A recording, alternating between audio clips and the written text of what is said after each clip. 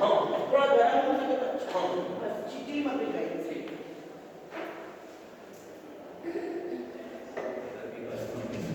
So, a very good morning to all of you. Hope all is well. Let me start from where I had left last week, and that is Rola Bath again, the very old bath with us. It's really saddening that I cannot share the PPT, because with PPT it would have been easier for me to explain things. Okay, let's see, let's adjust with whatever I have.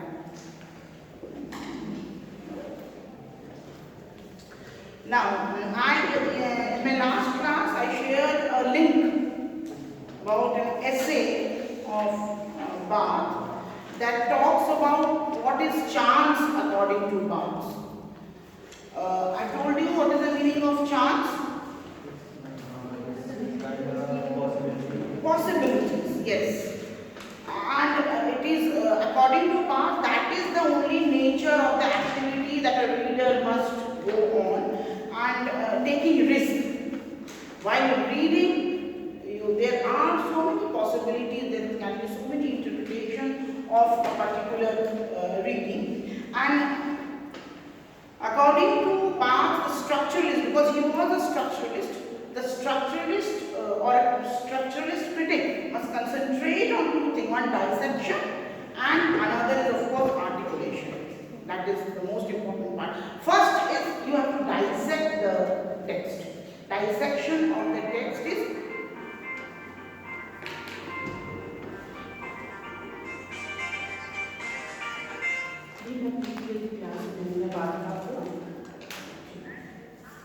मैं PPL की class में हूँ, मैं बात करती हूँ, DAV में, ठीक है, एक घंटे।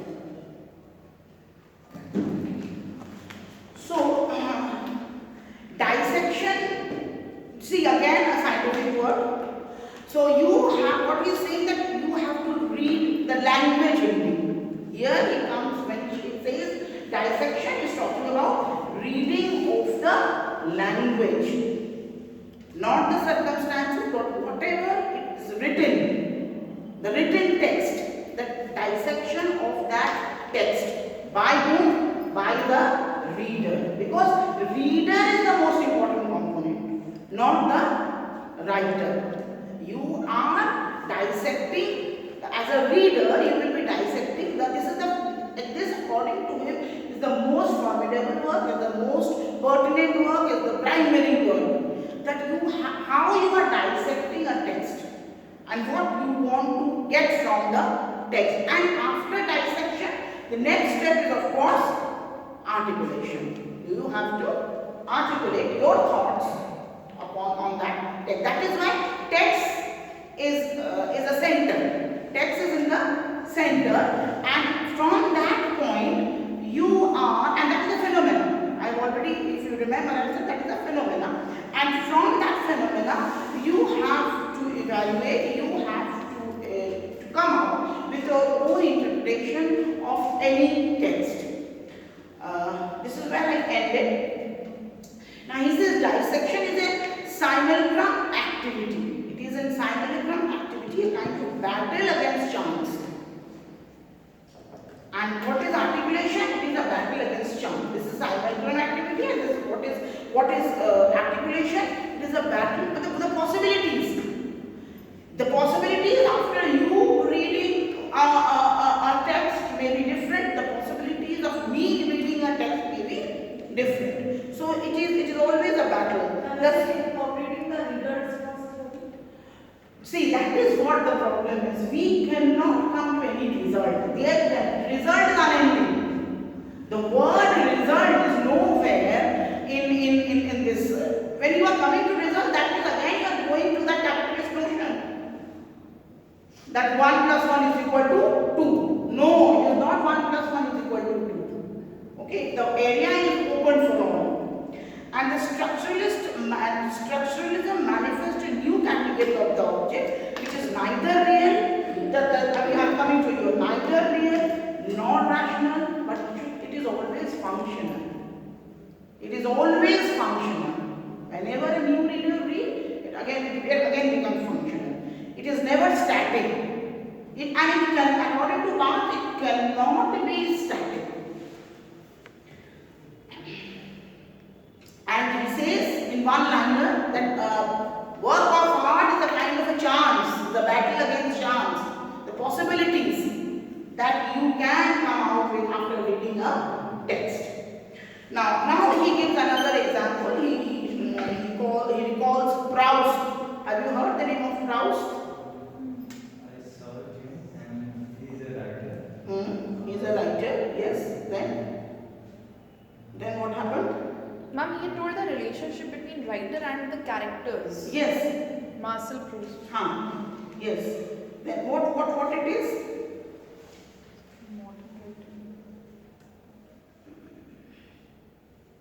Let me read out the text. Because the text is what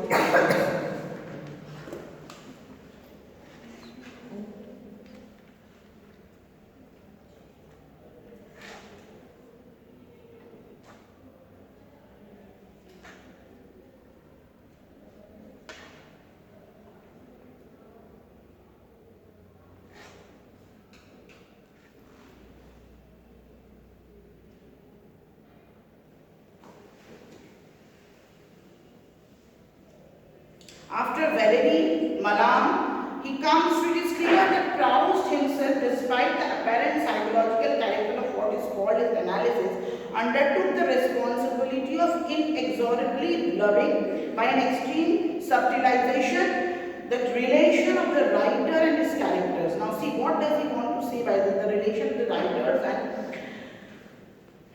the character? The relation of the writer and his characters by making the narrator not the person.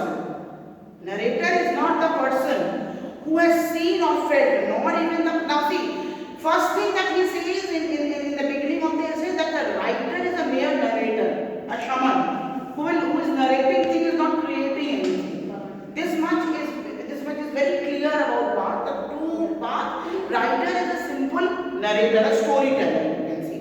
And that is why he said when he comes to give the example of Proust, he says that, and he refers to which novel of Proust, can you tell me?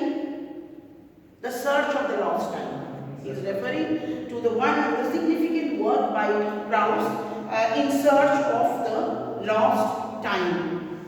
Okay, and here the style that Proust, the way he tells the story, narrates the story, is narrator's recollection of childhood and experiences to adulthood in the late 19th century and early 20th century. His experiences, he is recalling again. So again, it is a simply recollection which has been done by the narrator, which the writer says the interpretation is left for the readers. It is not the narrator's interpretation that the readers will be satisfied with. The readers must have his or her own interpretation after reading any writing, after reading the text. And actually Proust talks of, because that was the time when World Wars, that was the time of World War, that is the time of technological development, of isolation of human being. So he was actually dealing with the loss of time, and he was dealing with the lack of meaning in the world, the existential theme. So here also, while he says that while reading Proust, we find that how narrator becomes, how the writer or the narrator becomes meaningless. It is the text which becomes more and more meaningful. It is the writing, it is the language which becomes more and more meaningful. Now, this whole essay, as I have told you, it is against the romantic feeling that the writer is the supreme. According to the romantics criticism, writer is what is text is. Text and writer cannot be separated. But here he says no, there is nothing, no importance of writer at all. It is the text which speaks in itself. And then instead of putting his life into his novel, as we say so often, he makes his very life into the very important line. Instead of putting his life into his They put their life into their poem, into their novel. They talk about their own life. But he's saying, no, what Proust has done, he makes his very life into a word. He makes his very, there's a subtle difference between two things. Putting life into the art and making life the art. Making life the art. When you read the novel, you feel that you are making, it is a life which has been transported into a art, which his own book was in a sense of model. This is the model, he says, Barthes says by praising Proust, that this is a type of a model to how to articulate things. How to articulate things, the manner of articulation. Now, then at last after, see, this is the way, as I was telling you even in the last class, while reading Barthes, you must also learn how to write a research article. So he had given certain examples of writers. Now he is summing up his talk with the description of surrealism. Have you heard of this? Surrealism. Surrealism or surrealism, it is called surrealism, it is called surrealism. So when we talk of surrealism, we say that what is the major contribution of surrealism is that to secularize the image of the author. Secularization, you understand? What is secularization?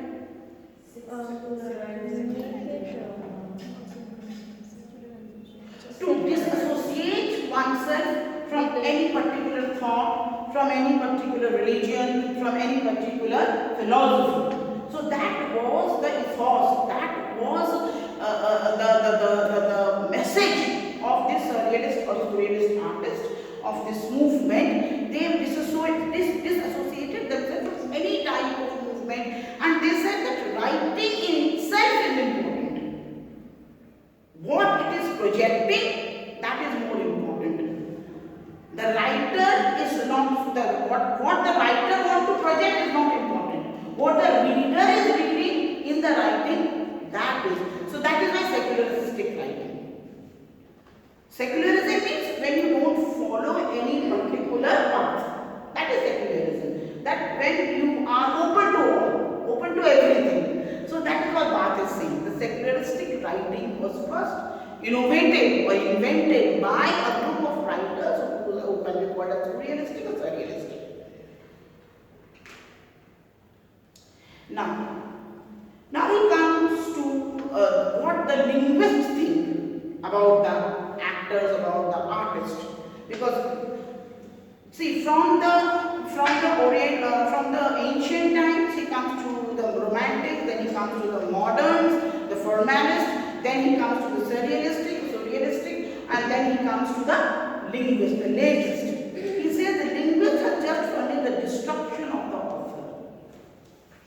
When you read Saussure, when you read Noam Chomsky, they have always talked of the structure. You go to they say that language is abstract, but in that, if language is abstract, it also has certain meaning. It is not meaningless. It is abstract, but it is not meaningless. So when he says that it is linguist who comes to this conclusion, the author is not at all important. And in fact, the linguist says writer.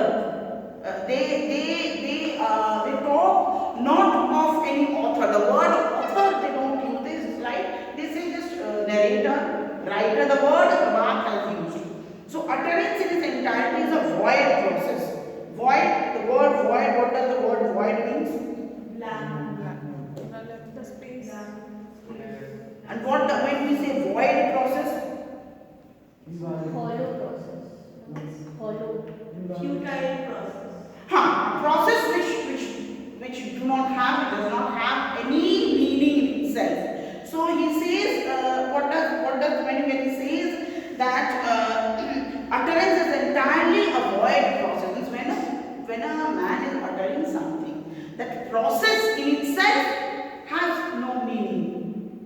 We cannot say that it has a meaning according to Barthes. When the readers read it, the meaning comes in. Means the death of the author, after the death of the author, we derive the meaning of the text. That is why the death of the author. The personality of author, the fundamentalism of author is not what we are supposed to give importance to.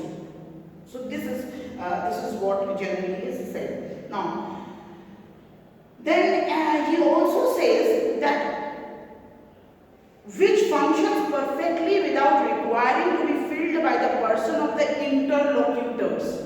Now, another word he used about the writer, interlocutors. Now, what does this mean, interlocutors? Who are interlocutors? Huh? One who is in conversation with another person. Interlocate. From interlocate, interlocutor. One who is creating. So, writer is just a person who is creating a connection between the text and the reader. A medium, an agent. Writer is seen to be an agent, just an agent who is passing the thoughts to reader. Okay. So, linguistically, the author is never anything more than the man who writes. Just as I is no more the man who says I. If you say I am saying I. That does the meaning carries when somebody hears that I and he interprets that I cannot interpret the word I. If I am saying I, what is communication? Communication is what receiver receives, isn't it? I am teaching you, I am saying that I am a very good teacher, and I am teaching very nicely, I have thrown a bath, I have taught and I have spoon fed you, but after even having, this is the 4th lecture I think on bath, you will say, oh, kya padhai, bekhar, bahut samajh mein nahi aaya. Then it doesn't carry any meaning. My teaching, my making PPT, all finishes at that point. If the receiver cannot receive, that is what Bach is saying. That I am speaking, whatever Wordsworth is saying, whatever Shelley is saying, whatever Keats is saying, if the receiver cannot receive it, then it loses its meaning. So the receiver, the reader is more important in all contexts. Now, language knows a subject, not a person. So for the language and this subject, void outside very utterance which defines it suffices to make language work. Now this word work is very American word, work. Working means many things. Working means to understand something. Working means to making over something, make over. Working also means make over. So the reader is making it. Whatever the writing is, it is in the mind of the reader. The utterances are in the mind of the reader. The meaning is in the mind of the reader. And of course, he says the absence of the author. With Brecht, we might speak here of real alienation. Now again, see another reference to Brecht. Do you remember Brecht? One at a time, yes. Bertolt Brecht, he gave this special kind of theatre. I'm not Existentialism. Absurd. Theatre of absurd. Existentialism. Has given a term alienation. Yes, alienation. Alienation means when you feel that you are all alone. Yes. In the midst of the crowd, man, you are all alone. This is the second World War perspective. That loneliness, alienation, these are the feelings. Yes, these are the feelings which was very, very prominent, very, very dominating, and that is what Bach is saying, that alienate yourself. When every individual is alienated from the other one, so every individual's way of thinking is different from the other person. The author diminishing like a tiny figure at far end of the literary stage. So this is, if literature is a stage, author is just a small part of it. That is what, you see, something new is always very welcoming. So when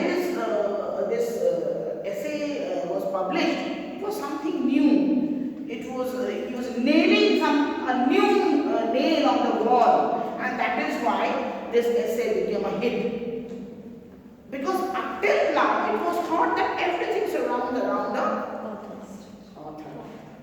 It was T.S. Eliot who started with tradition and an individual talent, and we come to this. Then the formalist, we have Russian formalist Mikhail Bakhtin, the next topic.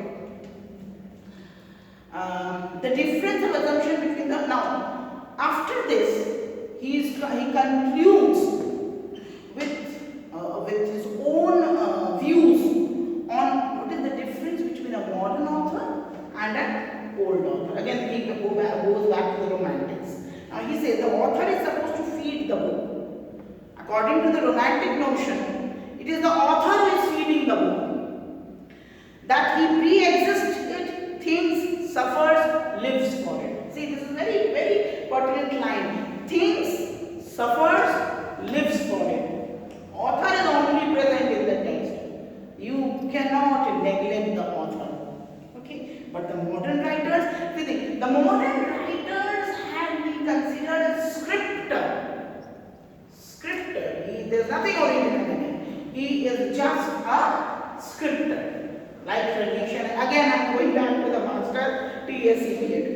As he has said, tradition and individual talent. We have our traditions in our mind and we make it with our individual talent. So the author is mere scripter and is born simultaneously with his text. See, and born simultaneously with his text. The text he is writing, that makes the birth of the author.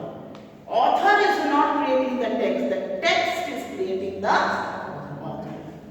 This is a very, very important point of the essay. Because he is concluding his points. That is why he is coming to the major points, is dealing with the major themes. The modern writer, having buried the author, see the strong word that he is using, having buried the author. दफना दिया, एकदम खत्म कर दिया, नास्तनाबूद कर दिया, कोई निशान, there is no author anywhere. So okay, having buried the author can therefore no longer believe according to the pathos of his predecessors. Predecessors, the Romantics. Pathos of the predecessors, that his hand is too slow for his thought or his passion. Now usually you find that even Shelley, in Keats, when they start their poem, they feel that, oh, I am not so competent to write about the nature, beauty of the nature. You see Nightingale's song, you see West Wind, Ode to the West Wind. Oh, they say, I am not competent, my hands are, my brain is not working. All this. He says, no. These things, these pathos cannot work anymore. Okay? He must accentuate this gap and endlessly elaborate his form. This is upon the author to do. It is the duty of the author. This is the work of the work that I am saying. Work. The work of the author is that he must accentuate this gap between his pen and his mind. He cannot be slow in thinking. So he must accentuate this gap and endlessly elaborate his form. He has to elaborate. And he has no other origin than language. He has to concentrate on the way he is writing, language. Because what is corresponding to his medium is, of course, language. So the language must be perfect, because the language the reader will read and interpret. It is the language that the readers will read, and then they will simultaneously, or they will do their work. It is upon the reader to do the work, but the work should not have any error. Okay. And then the text is, these are the last line. The text is a tissue of citations. See, tissue of citations. See what he is saying? Citations. Where do we use citations? Can you tell me? Where citations? Verb cited. So he is saying that the text is a tissue of citations. It is nothing else but it is citations. The author is using his traditions to tell something and resulting from the thousand sources of culture study. comparison, structuralism, culture study. That is why this essay is very, very important for you to study, and that is why I have made each and every line important, because you cannot believe anything. It is a very short essay, but this is very, very meaningful. Each and every line has thousands of meaning. Again, like Rona Bar, you can interpret it in so many ways. I wanted to summarize it in 2 classes, but I cannot help it. If you are understanding Rona Bar, many of your problems for understanding a text will be solved. Because he says that work has nothing to do with the issue of citation. Suppose you are reading, like she said that if I interpret some mythological text in my research, then the mythology is actually, you will be doing based on some modern text, based on a mythology. So naturally it is citation.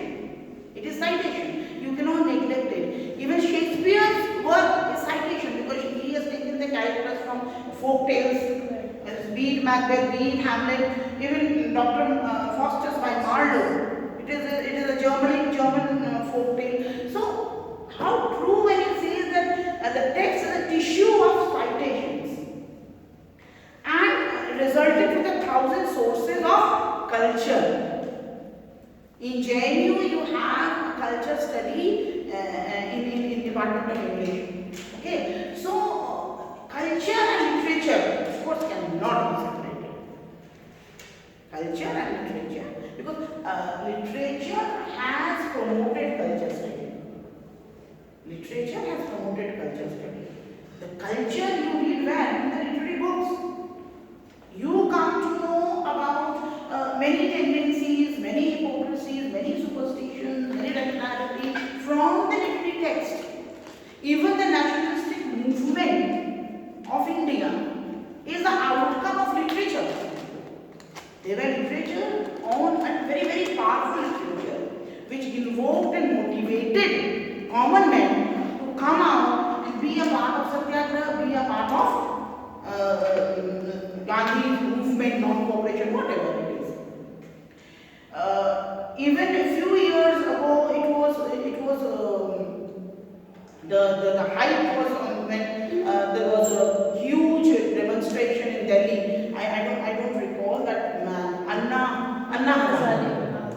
That was also creation of what social media writing, the literature. That is of course a literature. People and Me Too movement. Yeah. There are huge examples. You can do literature on these movements also. I suggest this will be something very, very new. You can study these things. But there are no literary collections to these. Yes. But if you want to work, You can relate it. This movement with text, literary text. There are many literary texts which talks of child abuse. There are literary texts which talks of these kind of things. Yes, there are many literary texts. You go and search. There are a huge number of literary texts on these type of problems, dealing with these type of so it problems. falls under trauma. Trauma literature. So there are certain things. I'm not giving any words to your mouth. I'm not putting words to your mouth, but this is a suggestion while reading parts. Now he has given example of Bua et Pecuchet. See, in an unfurnished satirical novel. It talks of Bua et Pecuchet in his essay.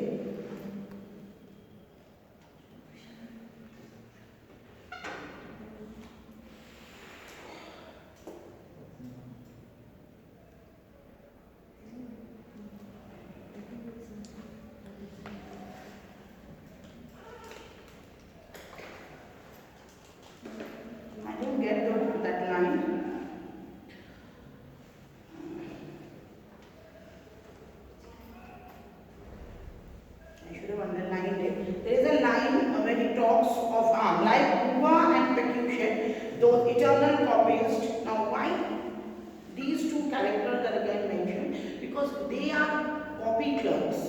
They are copy clerks.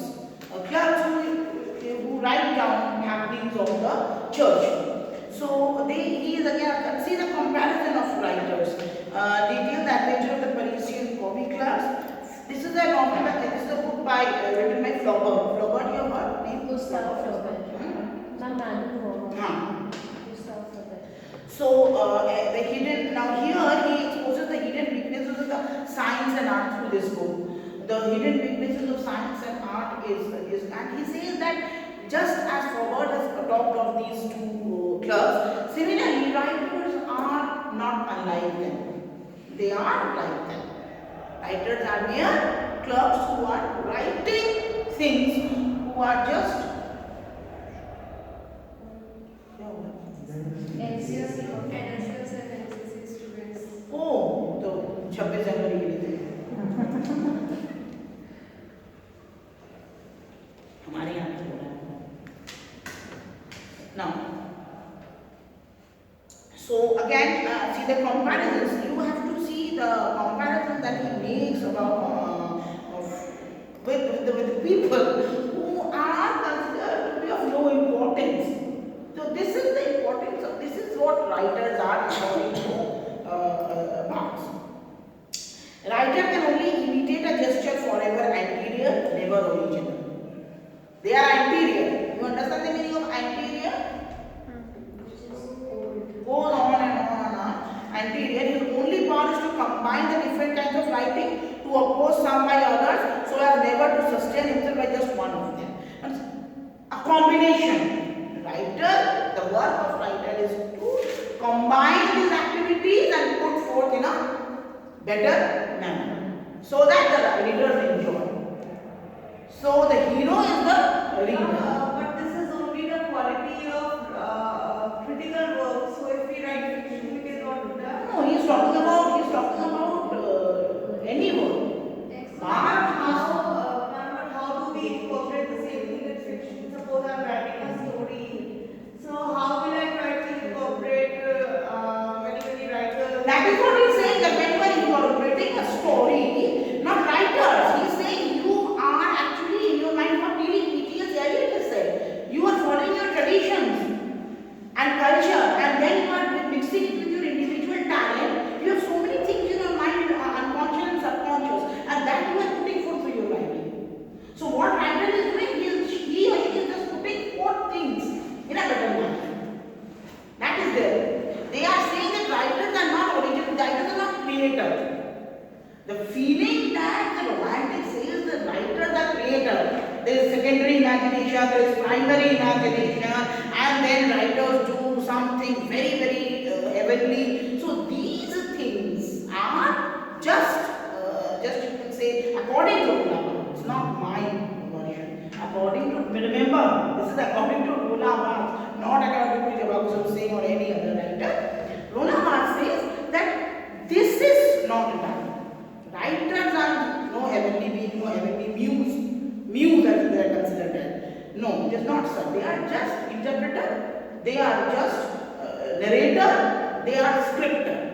Okay. The writer no longer contains within himself passions, humor, sentiments. See, this is a complete attack on the romantic philosophy that writers have passions, writers have humor, sentiments, impression. But that enormous dictionary, writers have vocabulary, dictionary. Okay, from which he derives a writing which can remove end or halt. He is focusing on a more tangible sense of writing. So is he focusing on a more tangible sense of writing? Not focusing. He is saying that any time. Because passion and feeling is something which is intangible. So is he trying to move to a certain tangible sense of? Not tangible. He is trying to say that whatever romantic theorist has assigned to the writers, the high value they have assigned to the writer, it is nothing like that. His notion is just that. As simple as that. That this, the writing is simply scripting something. Okay. So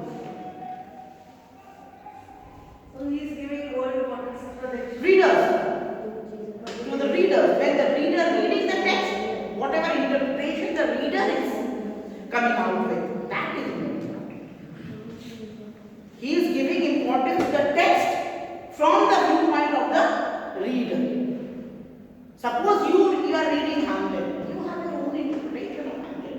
I may have a separate interpretation of Hamlet. I may think that Desdemona, suddenly the transfer of Desdemona from a very, what I feel, this is my feeling, that when we find in the first scene, Desdemona is a very, very authoritative lady. She knows whom to choose, she knows whom to marry, she can even defy her parent. But now suddenly after marriage, how come that she becomes so timid? So this is my point of view. Your point of view maybe is totally different from what I am feeling after reading Hamlet. Sorry, after reading Othello. After reading Hamlet, I may feel that Hamlet is not mad. Hamlet is just contemplating, he is a very good person. You may think that Hamlet is mad. Why he is so inactive? So there may be endless interpretation of a single text. That is what Barth is simply saying. And book itself is only a tissue of signs. See, we are coming to structural use. Tissue of signs. A lost, infinitely remote imitations. Each and every word has been well justified, well read, well written. You cannot neglect a single word of this to say. Lost, infinitely remote. It is a remote imitation. It is not something you see and you imitate. No, writers, we say that writers are doing commendable work, but not as commendable as thought by the romantic critics. This is Rona Barthes. This is not you, not me. This is Rona Barthes. Take it. There is nothing personal about it. You take it that this is his comments. Your comments, your views can be totally different. That is what academicians are for. You have to contradict. You should contradict. Then only you are an academician. If you don't contradict, then you are not an academician. Okay. Now, another thing that is said, decipher. To succeed, now what is the meaning of decipher? When converted to a normal language. Yes. Understanding something that is not clear. To make it clear. So the work of writer is to decipher. So this is another importance of writing. To give an author to a text is to impose upon the text a stop clause. Again, he says, if you assign the author to the text, that means you are stopping the text from interpretation. That means whatever the author has interpreted, how the author has interpreted, that is the last word. But that should not be. That should not be the last word. The reader must interpret.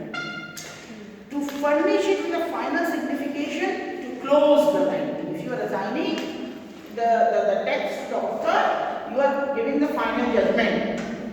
It cannot be done. This conception perfectly suits criticism. Now see, again he is moving back to the romantic critics.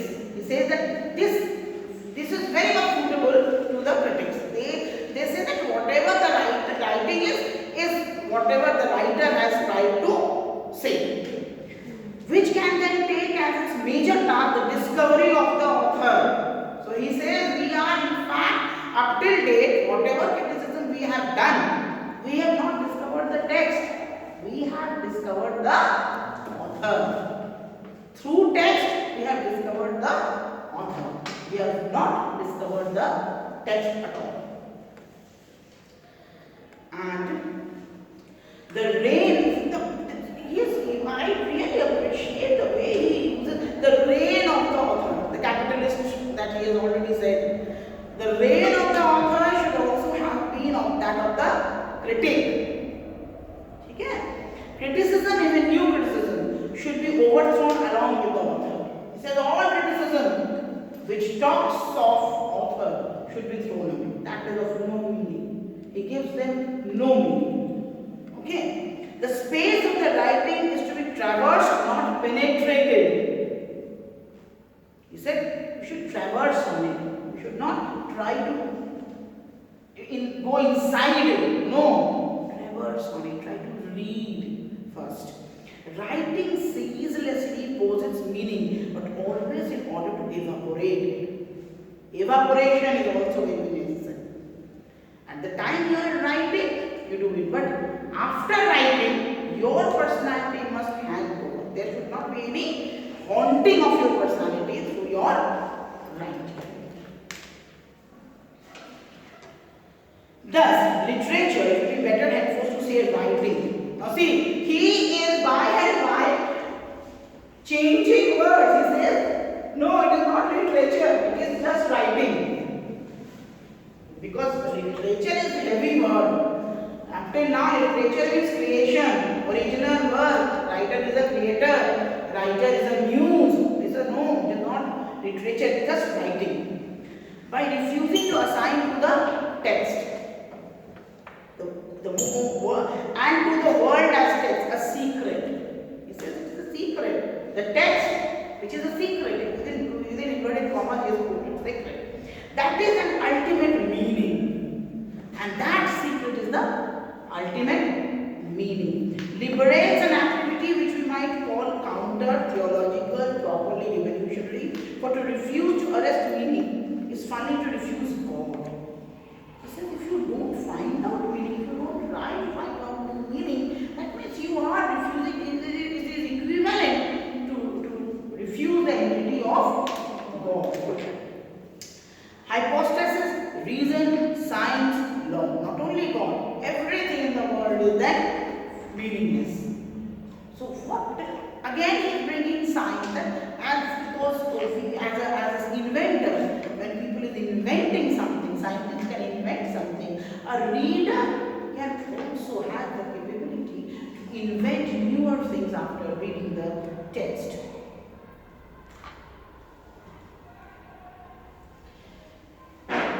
No one, that is no person utters its source, its voice is not be located. It cannot, you cannot locate the voice. You cannot say anything definitely. Yet it is perfectly there. This is because the true locus of writing is reading. The only locus, the position. Locus means position, L-O-K-U-S, locus. The only position of writing is reading. So his point is, reading is more important than writing.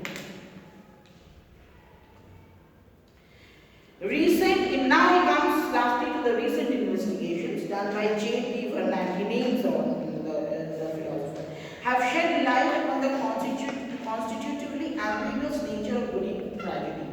Now, what he says about Greek tragedy, he talks of Cusor. See? And he says that the text of which open with words that have double meaning, each character understanding them unilaterally, their perpetual misunderstanding is precisely what is meant by the tragic. Misunderstanding. When you are, each character understanding them unilaterally. Unilaterally you understand? The same direction. In the same direction, yes. The text of which is woven with words that have double meanings. The words have always double meanings. And this is the tragedy that you give only one meaning to a particular word. It is not done. You cannot give a single meaning to a particular word. Yet there is someone who understands each word in its duplicity and understand further. One might see the very depth of the character speaking in front of him. This someone is precisely the reader. He says it is the only person who understands everything. Whatever is the reader, whatever the writer is writing, whatever the narrator is writing, and that important person is whom? The reader. It is the reader who has the capability to understand and to interpret the text after reading. He assigns the job from the critic, from the writer to the reader. He says it is the job of the reader to interpret. This someone is precisely the reader. A text consists of multiple writings. A text consists of multiple writings issuing from several cultures, entering into dialogue with each other, into parody, into contestation. Dialogue will come when we read Bhakti. So, here he says that a text consists of multiple writings. That I just now I will give you an example. That when you are reading a certain text, it is when you stop somewhere, that means you are not done. It is not done, that you stop somewhere. A text can always have more than one, many meanings. It is endless. And he says it to parody to contestation. Now see this word contestation. What is contestation? Contest, to argue, to debate. So the text always invite debate. The text always invite contestation. If a text cannot invite or do not invite contestation, then that is not a text. But there is one place where this multiplicity is collected and united, and this place is not the author, as we are eager to say, it is but the reader. The multiplicity of this text. Where it can be found? With the reader. It is found with the reader. Are you getting bored, beta? Getting bored? What are you? Yes, I just thought that I thought you were saying that did you get the point? So I said yes. I think you are getting bored because you are writing down, you are making some images. It's a mistake with my hearing. No problem. No, you were drawing something, you were not attentive. That is why I said that are you getting repetition of, is it repetition of thought or something you are? No, it's my habit. Sometimes I draw, but I miss. No problem. Now, the reader is very space. See again, the reader is considered to be a space in which are inscribed, the word again, without any being lost or the citations or writing consists of. So the reader is the entire space. Okay, where we can inscribe anything, we can cite anything, and the unity of text is not in its origin. See again a very revolutionary sentence. The unity of text is not in its origin. In its destination, it is in its destination. And who is the destination? The reader. The destination of the text is the reader. But this destination can no longer be personal. Another important. It cannot be a personal destination. That I am going to my home. No, it is not a personal destination. It is going to Kanpur Central Station. So it's a very huge number of people, and there can be very huge. The reader is a man without history, without biography, without psychology. He is only that someone who holds gathered into a single field all the parts which the text is constituted. So he says that you cannot judge a reader. Judging a reader is not possible. You can judge a writer, you can judge a critic, but judging a reader is simply not possible. We know that, and that is why he says the reader is independent. That is why whatever reader is interpreting is independent from any judgment. We know that to restore to writing its future, we must reverse its myth. The myth is that writer is everything. No, you have to reverse the myth. The birth of the reader, the death of the author, and the birth of this is the ultimate goal of the text that we are reading, must be ransomed by the death of the author. And I will stop here. 1 hour class. We'll stop it. And because this is a proxy, this is on behalf of the Wednesday's class. Should the text that you have?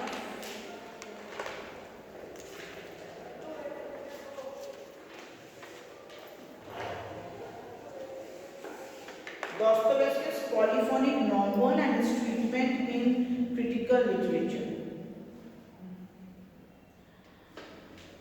Bakhtin's main work is in actually Dostoevsky's. So let's start with Mikhail Bakhtin. Anybody, anything on Russian formalism? What is Russian formalism? Because he is Russian formalist. What is Russian formalism? Can you tell me? It focused on the form and content of the literature, and it focused more on the intratextual approach. That means more focus on the text. Correct. Now, this formalist actually they emerged in 1915. They emerged in 1915 during the time of World War First, and flourished in 1920s. They flourished in 1920s. So 1915 to 1920s took 5 years for their flourishment, and it is associated with a society. This formalist movement is associated with a society called Society for the Study of Poetic Language. Study for the Society of Poetic. So basically what we find is that the formalists are more interested in poems rather than drama or novels, the prose section. Okay. And because this is Russian formalism, Russia, it started in Russia. So with the Moscow Linguistic Society and the Upajaz is Society for the Study of Poetic Language, Society for the Study of Poetic Language, and together with the Moscow Linguistic Society and then of course Prague Linguistic Circle, they all joined together to form Russian formalism. It's called Russian formalism. And the word formalism comes from which word? Form. So it is more concerned about the form, again the structure and form. And the critics study the form of literary work rather than its content. So they concentrate on the form of the poem. Basically, it is a study of poems. Remember this. And they studied on the formal devices, literary devices. Actually, the study is on literary devices such as rhythm, meter, rhyme, metaphor, syntax, narrative technique. All these things are studied through this Russian formalism, which is called Russian formalism. These philosophers were concentrated themselves on the study of not the subject matter. Again, it is reverse to the Romantic criticism. Yes, they talk of the rhythm, they talk of the meter, they talk of the rhyme, the metaphor, the devices that is used in writing. And you can say that these Russian formalism is the European counterpart of the Anglo-American New criticism, which is started by T.S. Eliot. T.S. Eliot, Ransom, I.A. Richards. So these Russian formalism is the counterpart because they are European.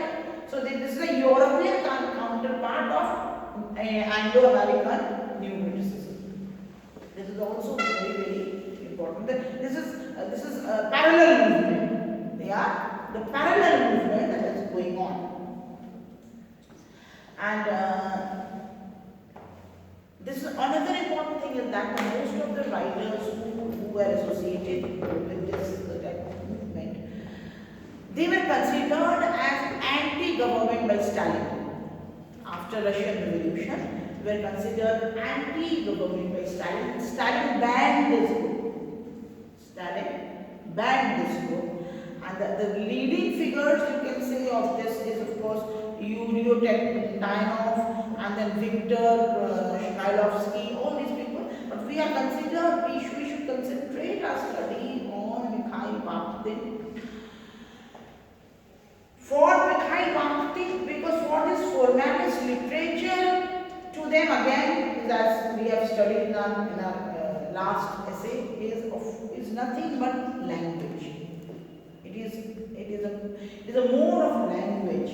Literature is a special mode, you can say special mode of language, and it's a fundamental opposition between poetic and literary language and the practical and ordinary language. This is what formalism talks about mainly. That there is a difference between poetic or literary language and the day-to-day language. There is a difference. Again, opposing what Wordsworth has said, that poetry should be the common language of the common man. And there is a great controversy about Wordsworth saying that how poetry can be a language of common man. When we read Wordsworth, we find that it's the language of common man. That is what formalist is saying here. That poetry cannot be a language of common man. There will be and must be a difference between a common language and a literary language. Because in literature, to beautify it, to gratify it, to make to precise it, we use certain devices which we do not use while talking in day-to-day language. Ordinary language serves the purpose of communication. That is what they feel, these formalists feel, that ordinary language serves the purpose of communication. Literary language, the word they use is that self-reflexive. They say that literary language is self-reflexive. You understand the word self-reflexive? What does it mean? Self-explicable, sort of. Reflexive, which reflect, self-reflexive. In that offers readers a special experience by drawing attention to its. Now, here again the reader is important. He says, when the reader reads the text, he or she must enjoy. And to make them enjoyable, the writer must use some formal devices. And what are those devices? The figure of speech, the rhyming pattern, the rhythmic pattern, the meter, the dictum, all these things must be used by the writer. So, and this is what Roman Jacobson, one of the critics, has called it as literariness. This is what's termed as literariness. The use of these things, this type of language in literature, this is what literariness is. Jacobson is the propounder of new criticism. Yes, literariness. That which makes, that's why I said there is an adjacent parallel movement which is going on, Russian formalism and Anglo-American. No, I don't think he's the propounder of new criticism. That is John. One of them. No, that is Ransom, but Jacobson is related to formalism. See, when you are, don't confuse with formalism and new criticism, because they are parallel to each other. When you are saying new criticism, that is an Anglo-American theory. When you are saying formalism, it is a European theory. Okay. Do you follow? That is why you are saying Russian formalism. Okay, so Russia is a terror.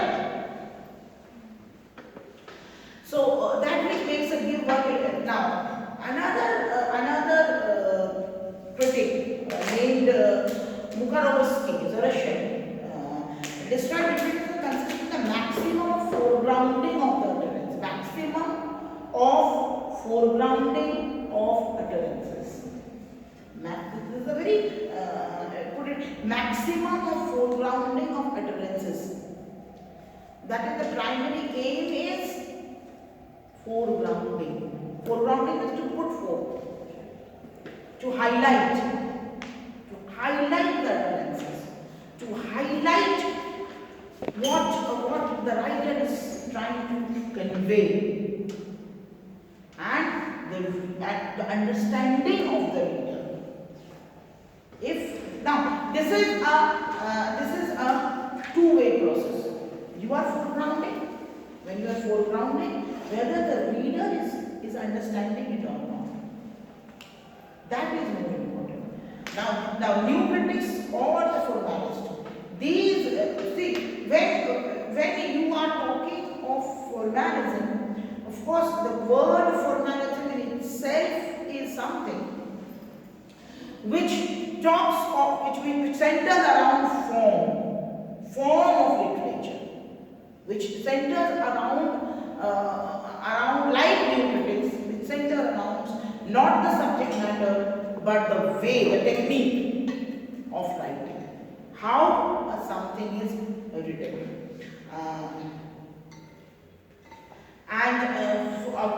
The primary aim of such foregrounding is art as technique, as I told you, the technique. And another thing that the formalists believed in is to defamiliarize. It should not be familiar, to defamiliarize. You have some confusion, you can ask me a bit of. No, ma'am, it's fine. No, it's not I fine. was just recalling. No, ma'am, I was Yes, just recalling. I think that you want to say something you're not saying. No, Come ma'am, on. I was just recalling in my mind and I got it.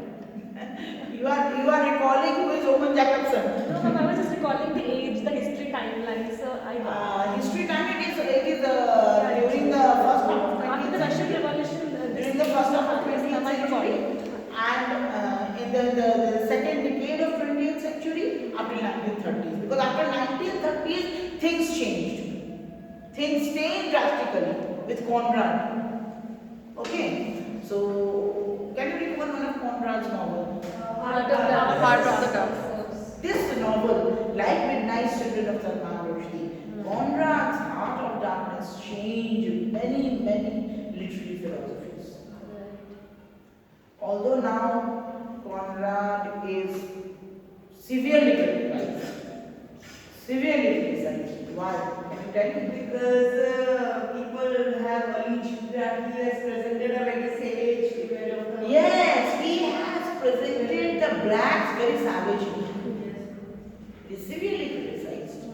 I think Nostromo is also by Conrad. Nostromo.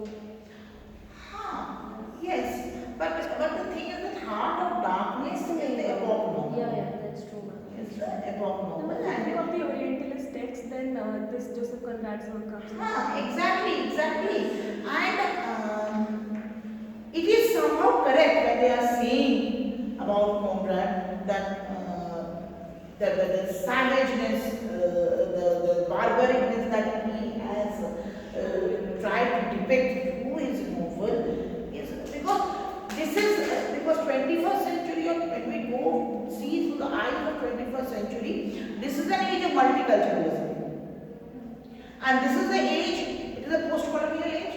And when we recognize that whatever is European is not good. We have been made to see that whatever is European is good. Yesterday I was watching a romantic movie, A Christmas Prince, Netflix. I think all of you will like it. But the thing that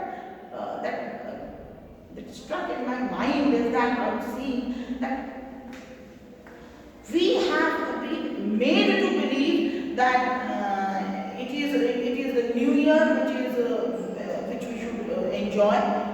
It is the Christmas which we should make cake, and it is the Christmas time is a holiday.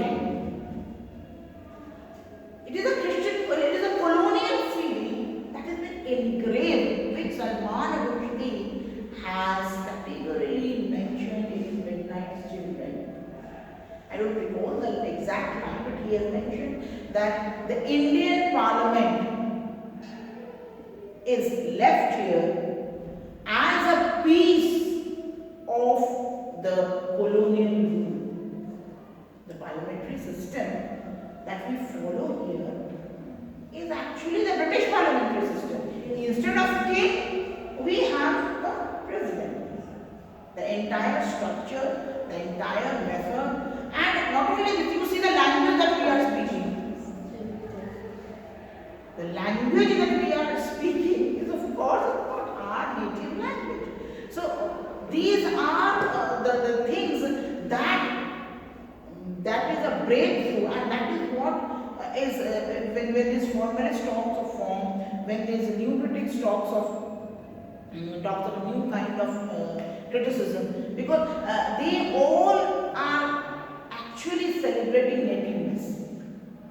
They are celebrating nativeness because if you know, I don't know you know or not, T.S. Eliot was a very good scholar of Sanskrit, and he had a profound knowledge of Buddhist philosophy.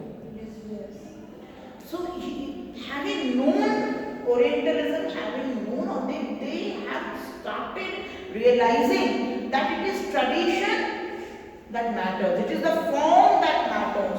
Because if you go to the Indian poetry or Indian poetics is very, very rich. I don't know, that day I have listed a book by G.M. Davy. Yes. The aesthetics Of theory, Indian theory, the aesthetics of Indian theory. Do read that book because there is chapters on Natya Shastra, and you should read Natya Shastra. If you read the chapters on Natya Shastra, you will find that although they are similar to poetics of Aristotle, but in many ways, Natya Shastra is far, far better version of criticizing drama or criticizing kavya. Whether it is drama or it is kavya. Kavya means literature. That is talking about the language of literature. Coming back to what I said, that language of literature, the literariness of.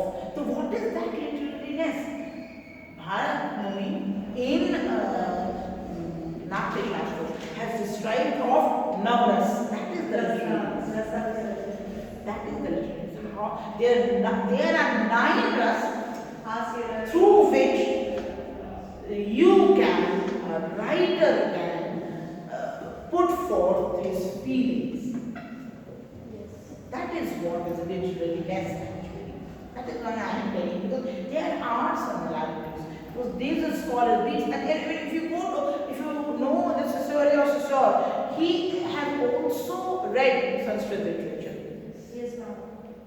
He also knew Sanskrit very well, and his linguistic philosophies, his linguistic principles, his linguistic theories are maybe, I'm not for sure, that there are similarities with the Sanskrit linguistic philosophy and whatever he is, the sound based, because Sanskrit is a sound based language. We use a sound that is more Shuddha pronunciation is more needed. And English is an accentuated language. You know, I think the difference between an accentuated language and the language that we use, because our origin is not from German language. English is from German origin. Ours is from Devanagari or Sanskrit language. But in spite of that, when we come to literature, we found that the literary Are all the regional languages in India originating from Sanskrit?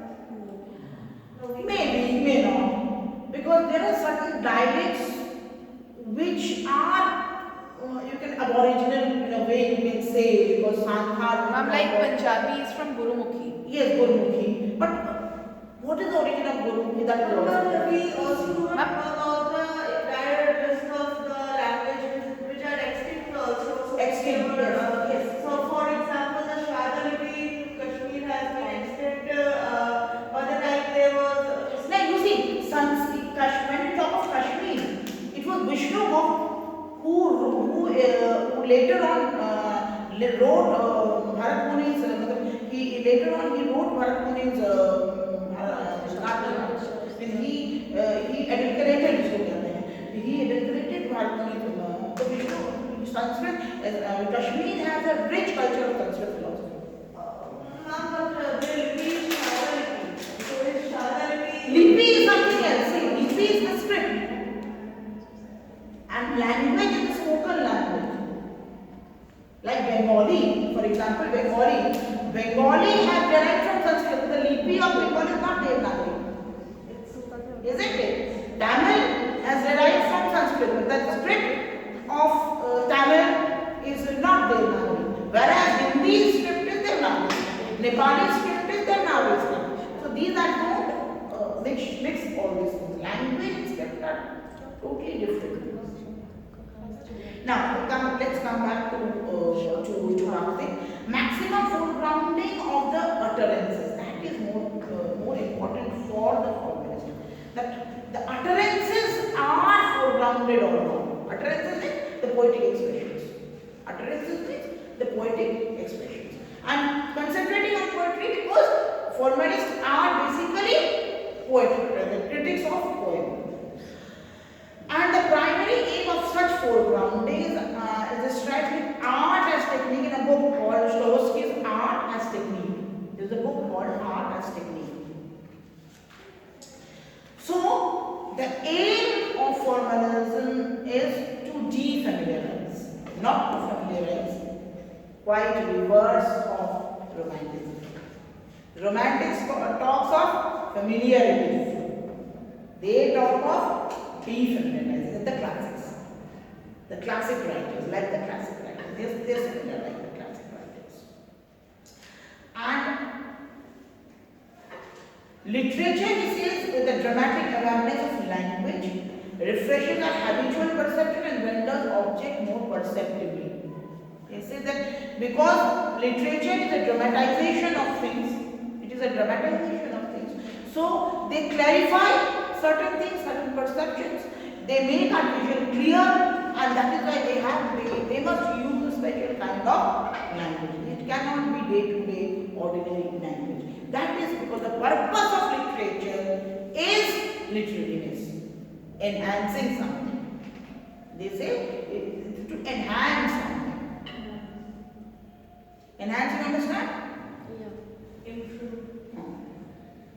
Now later on, these formalists also talks of the language of novels to some extent, and like Dostoevsky, and they also concentrated on the structures, mainly the structures with form, the structures of the language. And when we talk of Bakhtin was another writer who actually invented a certain way. When he talks of Dostoevsky, he not only criticizes the way he writes, criticizes it in order to show, in order to make Dostoevsky's reading readable. He also talks of the conduct, the code of conduct of Dostoevsky's writing, the code of conduct of Dostoevsky's writing. And let me highlight some of Bakhtin. Now, do you know one thing about Bakhtin, that his writing was not very popular when he was living.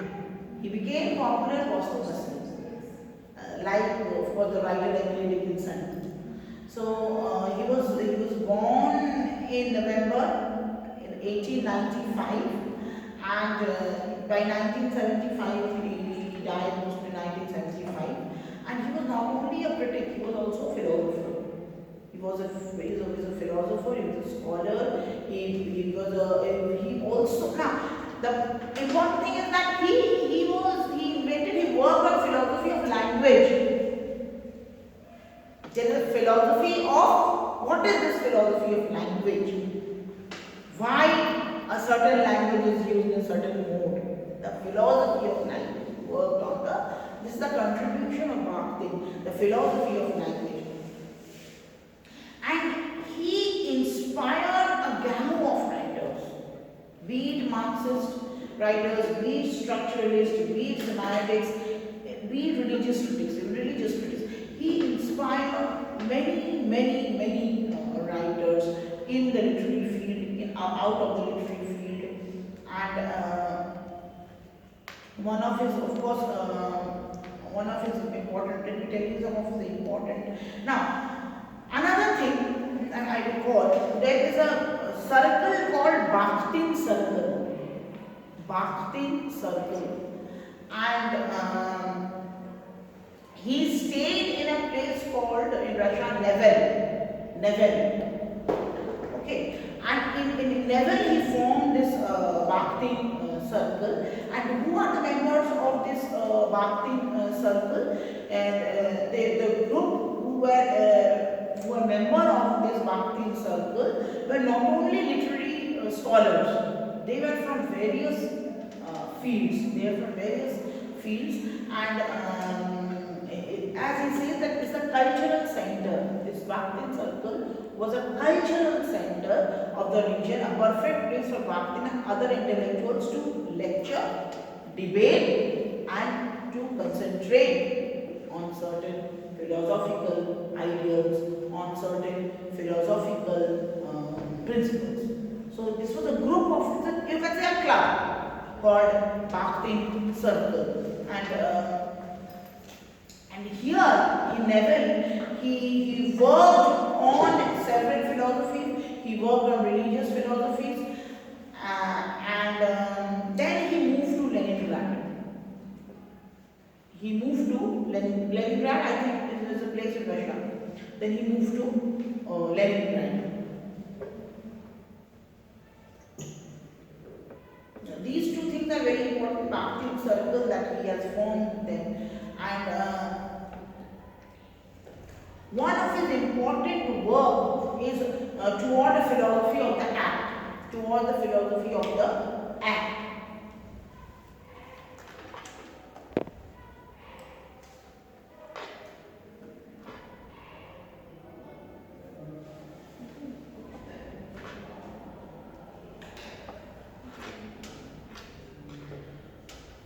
As because Bakhtin group was banned by Stalinist, many of his manuscripts are in a very bad condition, and it is this toward the philosophy of act is not from the problems of Dostoevsky's poetics, polyphony and unfinability. This is the what you have for your study, isn't it?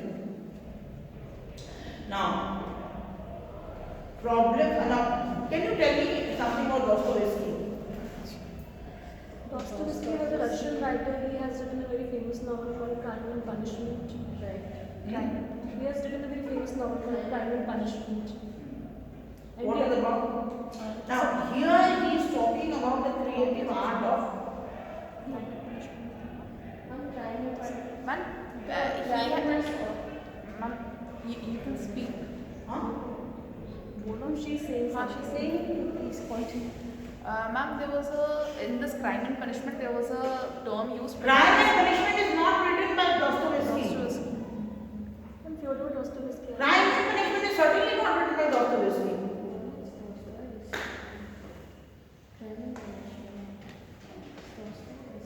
I think it's and because there was a murder kind of thing. I don't remember the name of the protagonist. Ma'am, it's but there was Fyodor a- Dostoevsky. But Fyodor Dostoevsky has written, and the other works are like some Karamazov brothers and other novels. Ma'am, it's Dostoevsky. Dostoevsky? Ma'am, we had it. I don't remember Crime and Punishment as written by Dostoevsky. Ma'am, the word. So because we remember Dostoevsky by the name of Crime and Punishment only, because it's the major novel by the author. Let me see. Ma'am, it's Maybe anyhow. Fyodor Dostoevsky, yes. I have not read actually Dostoevsky's Crime and Punishment. Ma'am, we had it in our graduation. So the murder happens already, and then it's the journey of the mind of the protagonist. Whatever he goes through after murdering, it means after committing the murder. So it's crime and punishment. So it's a very heavy novel. Actually, I am confusing it with Leo Tolstoy. Oh, that's different now. Now, so we come to the problems of Dostoevsky's poetics, polyphony, and now what is the word polyphony means? Ma'am, diversity of narratives. It means different languages used in a narrative. More than two languages is diphony, and I think. Ma'am, various characters are given more important, like their dialogues are also given more importance than the narrators. Like narrators. Yes.